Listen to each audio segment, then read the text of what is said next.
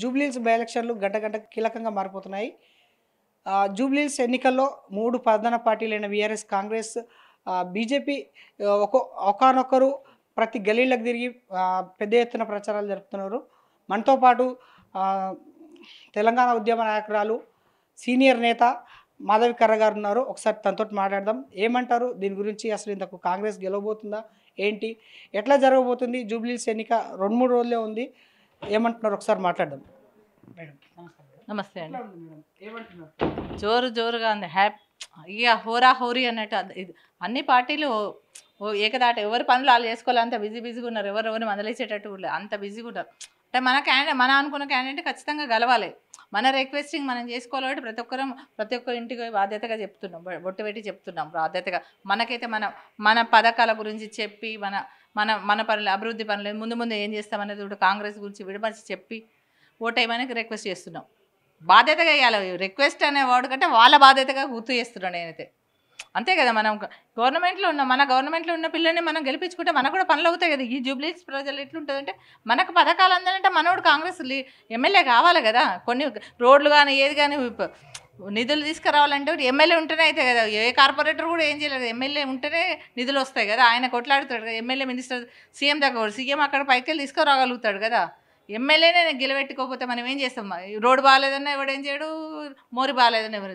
అందుకే మన ఎమ్మెల్యేని గొలిపించుకొని మనం అడగాలి, ఈ రోడ్డు బాగాలేదు, అది బాగాలేదు. అప్పుడు క్వశ్చన్ వేయాలి. అప్పుడు చేయనప్పుడు మనం నిలదీయాలి ఏ నాయకుడినైనా. 100% ఉందండి. మనం గెలుస్తున్నామని మెజార్టీ కోసం కొట్లాడుతున్నాం. ఇప్పుడు మెజార్టీ కోసం మనం మెజార్టీ రావాలి. ఉట్టిగా తక్కువ రాకుండా మెజార్టీ ఎక్కువ రావాలని ఆశ. వాటి కోసమే మేము ప్రచారం. ఇప్పుడైతే గెలుస్తాడేమో డిసైడ్ అయిపోయినా. అబ్బాయి వ్యక్తిత్వం చాలా మంచివాడు అండి, సౌమ్యుడు అండి. తనకైతే ఏం ఇబ్బంది లేదు, ఎవరిని ఇబ్బంది పెట్టయితే మనస్తత్వం కాదు. అట్లాంటప్పుడు ఏ నాయకుడు, ఏ లీడర్ అయినా డేర్గా వచ్చి పనులు చేసుకోగలుగుతారు కదా. మెయిన్గా బండి సంజయ్ ఇట్లా ఇప్పుడు ఫామ్లోకి వచ్చారు మేడం. పెద్ద ఎత్తున ప్రచారాలు జరుపుతున్నారు. బీఆర్ఎస్, కాంగ్రెస్ ఒకటే అని చెప్పేసి అంటున్నారు. బండి సంజయ్ గారికి ఒకటే మాట చెప్తాం. బండి సంజయ్, ఇంకొక రఘునందన్, వీళ్ళు కొంతమంది నాయకులు, లీడర్ మేము కూడా ఒప్పుకుంటాం. వాళ్ళ పేర్లను చూసే బీజేపీ ఉన్నది. ఇప్పుడు ఉన్నదంటే కొంతమంది, ఇప్పుడు ఎంపీలు గెలిచిన వాళ్ళు, ఎమ్మెల్యేలు గెలిచిన వాళ్ళు ఒక్కలే కొంతమంది లీడర్లు, మిగతానైతే లేదండి. మన తెలంగాణలో అయితే బీజేపీ లేదు. ఈ క్యాండిడేట్లను చూసే గెలిచిరు. బీజేపీ అన్నదానికంటే వీళ్ళు క్యాండిడేట్లు కాబట్టి ఆయనతో బీజేపీ తరఫున గెలిచిరు. ఇక ఏ పార్టీ అయినా గెలుస్తారు, ఆ క్యాండిడేట్లకు వీళ్ళు ఉంది కాబట్టి. బీజేపీ గెలిచిందనైతే నేను ఒప్పుకోనండి. ఇప్పుడు రాబోతుందా మేడం బీజేపీకి ఎంత స్కోప్ ఉండబోతుంది? ఇక బీజేపీ మనకైతే గెలిచేయలేము. బీజేపీ గురించి నేను అసలు ఆలోచించలేదు. ఎందుకంటే మనం అది వస్తుందని కూడా ఆశలేదు. ఈ రెండింటి మధ్యలో జరుగుతుంది కాబట్టి దీని గురించి ఆలోచిస్తున్నారు. దాన్ని తట్టుకోవడం వీళ్ళని తట్టుకోవడం వాళ్ళు. ఇక కానీ ఆయనంతా మాత్రం క్యాండిడేట్ డిసైడ్ అవుతాడు కదండి. బీఆర్ఎస్, కాంగ్రెస్ అప్పుడు కూడా ఆయన కొందరు ఎంపీలు వచ్చారు. ఇది అది కాదు కదా, ఒకటే దాన్ని పార్టీకి పార్టీ మధ్య జరిగిన పోరు ఇది. కాబట్టి పార్టీ మధ్యలో క్యాండిడేట్ని కూడా చూస్తారు కదా. ఈ పార్టీ గెలిస్తే మనకు పథకాలు అందుతాయని. మన క్యాండిడేట్ గెలిస్తే ఇప్పుడు కాంగ్రెస్లో ఉన్నది గవర్నమెంట్ ఉన్నది కాబట్టి గవర్నమెంట్నే కోరుకుంటారు కదా. పథకాలు భద్రతతో ఏం ఆలోచిస్తారు? మన ఇంటి పని, మన పిల్లడికి స్కాలర్షిప్ కానీ, కాలేజీలో సీట్లు కానీ కావాలి. ఫస్ట్ మనకు కావాల్సింది ఇంటి నుండి స్టార్ట్ చేద్దాం. చిన్న పనులు కావాలంటే ప్రతి ఒక్కడు ఉంటాడు కదా. జూబ్లీహిల్స్ అంతా 20% ఉన్నాడు అండి. మేము తిరిగిన వాళ్ళే 20% మంచి ఉన్నవాళ్ళు. ఇక్కడ క్లాస్ వాళ్ళు 80% మ్యాథ్స్ అంటే ఎవరు బతుకులు వాళ్ళు బతికే వాళ్ళే. ఎమ్మెల్యే గెలిచిన వాళ్ళకి ఏంటంటే కాకపోతే ఇంటికి కొన్ని గవర్నమెంట్ పథకాలు చెందుతాయి కాబట్టి మనం ఎమ్మెల్యే, కాంగ్రెస్ గవర్నమెంట్ ఎమ్మెల్యేని కోరుకోవాలి. ఆ ఎమ్మెల్యే గెలిస్తేనే మనకి ఇంటి పనులు ఇప్పుడు అప్పుడు ఇందిరమ్మ ఇల్లు కావాలంటే ఇల్లు ఖచ్చితంగా ఎమ్మెల్యే గెలిస్తేనే కదా. ఇప్పుడు బీఆర్ఎస్ ఎమ్మెల్యే 2 ఏళ్ళు ఉండి ఎవరికి ఇల్లు వచ్చిందండి? ఎవరికి రాలే. వాళ్ళు ఓటు వేస్ట్ చేసుకోవద్దనే కోరుకుంటాను నేను. ప్రతి ఒక్కరు గెలిపించండి, అన్న దగ్గర పోండి, తమ్ముడు అనండి, అన్న నుండి ఏ బంధుత్వంతో వాళ్ళు పిలుచుకోండి, అబ్బాయితో పని చేయించుకోండి. ఓటేసిన మన ఇంట్లో కూర్చుంటే కూడా ఈయనొచ్చి కూడా చేయడండి ఎప్పుడు కూడా ఏ నాయకుడు కానీ. ప్రతిపక్షాలు ఏమంటున్నాయి అంటే హైదరాబాద్ మొత్తం బీఆర్ఎస్ఏ ఉంది, మరి అక్కడ వర్క్ జరగట్లేదని ప్రశ్నిస్తుంది మేడం. ఏం చెప్తారు? హైదరాబాద్ అంతా బీఆర్ఎస్ ఉన్నప్పుడు కాంగ్రెస్ వచ్చినాకనే కొన్ని పనులు అవుతున్నాయి కదండి. అవే హైదరాబాద్ దేనికి వేసిందండి? ఇప్పుడు రింగ్ రోడ్లను బట్టి యూత్ అయినా హైదరాబాద్ బట్టి మంచిగా ఉంటేనే హైదరాబాద్ గెలిచింది. హైదరాబాద్ డెవలప్ చేసిన చుట్టుపక్కల ఊళ్ళు చేయకనే కదా ఇప్పుడు డిసైడ్ అయిన వాళ్ళు. చుట్టుపక్కల ఊర్లలో కూడా ఇల్లులు, అన్ని పెన్షన్స్ అన్నీ కరెక్ట్ ఉంటాక మరి చుట్టుపక్కల ఎందుకు డిసైడ్ అయిన కాంగ్రెస్ కావాలని? వ్యతిరేకత కోరుకున్నారు కదా. ఇప్పుడు హైదరాబాద్ ఒక్కటి ప్రజలు ఏమనుకుంటారు, మనం పోయే రోడ్లు మంచిగా ఉన్నాయి, మాల్స్ మంచిగా ఉన్నాయి, మనం అనే యూత్ ఎక్కువ వేసినారు. పెద్దవాళ్ళకంటే ఎక్కువ యూత్ వేసిన ఓట్లతో హైదరాబాద్ సెటిల్ అయ్యి హైదరాబాద్ ఎమ్మెల్యేలు గెలిచారు. ఇప్పుడు నెక్స్ట్ అట్లా ఉండదు. ఇప్పుడున్న గవర్నమెంట్లు ఎవరు ఉన్నారో వాళ్ళే చూస్తారు. ఇప్పుడున్న ప్రజలైతే నవీన్ యాదవ్ని రౌడీ అంటున్నారు మేడం. హైదరాబాద్లో బహిరంగంగా హత్యలు జరుగుతున్నా కానీ పట్టించుకోవట్లేదు కాంగ్రెస్ గవర్నమెంట్ అంటున్నారు. దాని గురించి ఏం చెప్తారు? ఈ రౌడీలు అన్నప్పుడు వీళ్ళని రౌడీలు అంటారు. రౌడీలు ఎందుకు పట్టించుకుంటారండి? ఆ మాట అనడానికి వీళ్ళు రౌడీలు అయితే రౌడీ మళ్ళీ నువ్వు కొడితే నేను కొడతాను వస్తారు. మేము రౌడీలను కాదు కాబట్టి పట్టించుకోలేదు. రౌడీలు అనుకుంటేనే పోతాం. రౌడీలు మేము రౌడీలు కామ్గా పోలీస్ యంత్రాంగం ఉంది అవన్నీ వాళ్ళు చూసుకుంటారు కదా. గవర్నమెంట్కైనా పోలీస్ యంత్రాంగం అంత ఉన్నది కాబట్టి అవన్నీ పోయి చూసుకుంటుంది కదా. కాంగ్రెస్ గవర్నమెంట్ ఎందుకు పట్టించుకుంటాం? మన ఇంట్లో మనం టీవీ చూస్తే మాట్లాడడం కాదు, టీవీ చూసి వీడియో చూసి మాట్లాడడం కాదు. పోలీస్ యంత్రాంగం ఉంది కాబట్టి గవర్నమెంట్ అంటూ ఉన్నది కాబట్టి అవన్నీ చూసుకుంటుంది. మనం రౌడీలం కాదు కాబట్టి కామ్గా ఉన్నాం.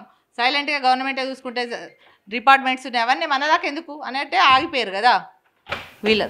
ఎట్లా ఉండబోతుంది మేడం ఫైనల్ ఈ 4 ఎట్లా ఉండబోతుంది?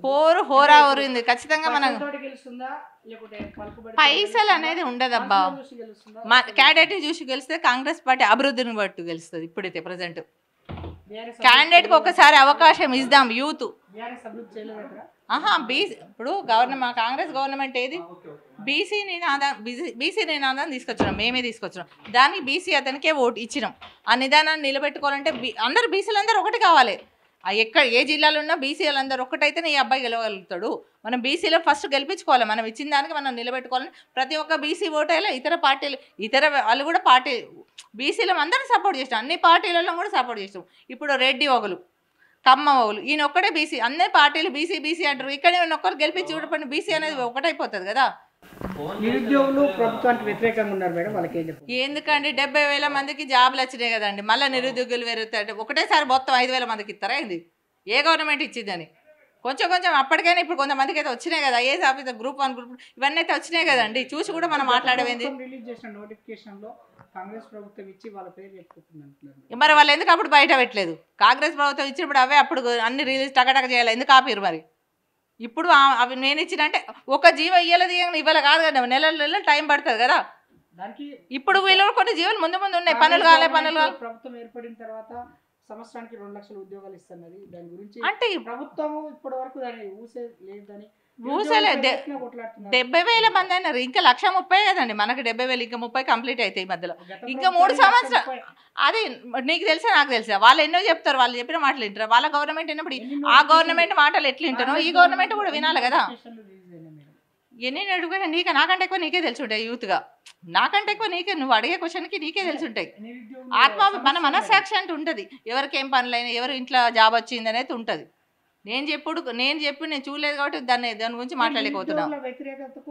ఏ పార్టీకి ఇప్పుడు గవర్నమెంట్ కూడా ఎన్ని ఇస్తాడండి? ఒక గవర్నమెంట్ జాబ్లే కావాలా?